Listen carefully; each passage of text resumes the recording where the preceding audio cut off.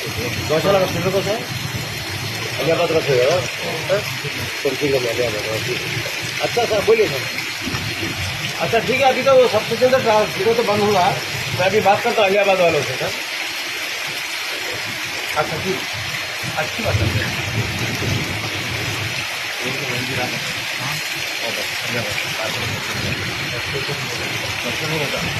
मैं गौशाला के मैं